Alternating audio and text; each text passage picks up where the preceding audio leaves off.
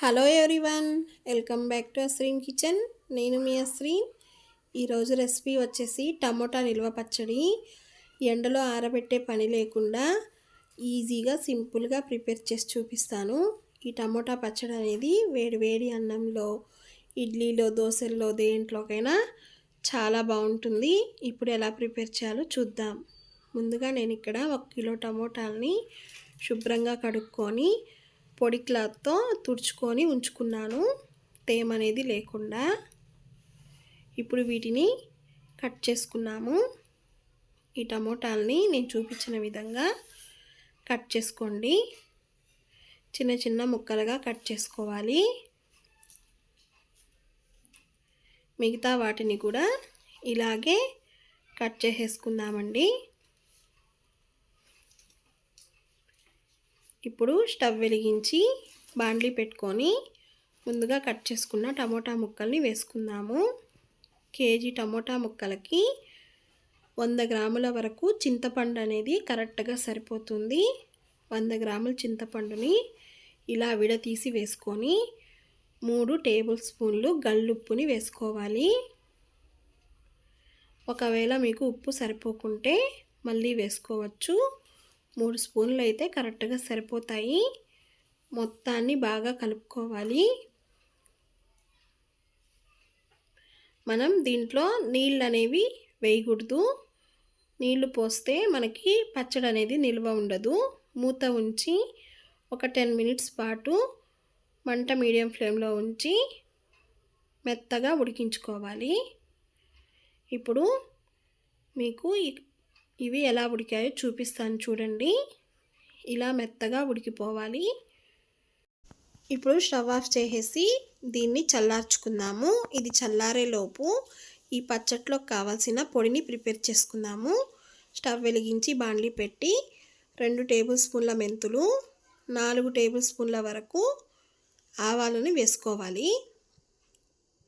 1 కిలోకి ఈ క్వాంటిటీ సరిపోతుంది. దీన్ని మీడియం ఫ్లేమ్లోనే మంచిగా వేయించుకోవాలి. మాడకూడదండి, మాడితే మనకి పచ్చడి అనేది చేదొచ్చేస్తుంది. ఇప్పుడు వీటిని ఒక మిక్సీ జార్లో వేసుకుందాము.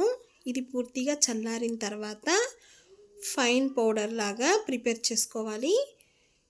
ఈ పౌడర్ అనేది ఈ మాత్రం ఉంటే సరిపోతుంది. దీన్ని పక్కన ఉంచుకొని మనం ముందుగా ప్రిపేర్ చేసుకున్న టమోటాల్ని ఒక మిక్సీ జార్లో వేసుకుందాము. మీరు రోలు ఉంటే రోట్లో అయినా రుబ్బుకోవచ్చు.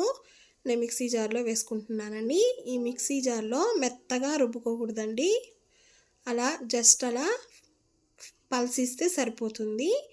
చూపిస్తాను చూడండి, ఇలా ఉంటే సరిపోతుంది. ఇప్పుడు స్టవ్ వెలిగించి బాండ్లీ పెట్టుకొని 300 గ్రాముల వరకు ఆయిల్ని వేసుకొని ఆయిల్ హీట్ అయ్యాక పోపు దినుసుల్ని వేసుకుందాము.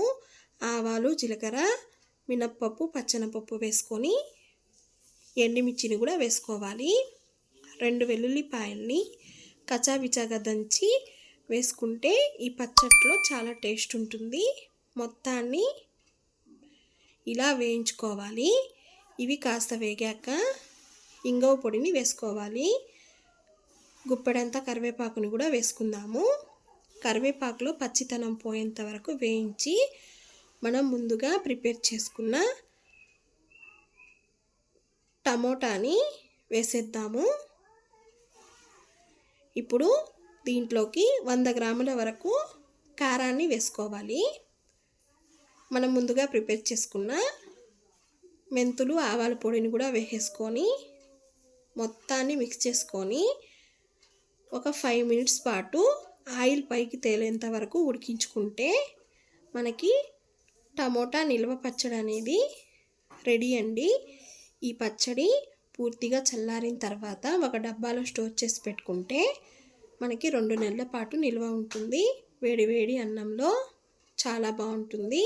వీడియో నచ్చిందా? నచ్చితే లైక్ చేయండి, షేర్ చేయండి, సబ్స్క్రైబ్ చేయండి. Thanks for watching.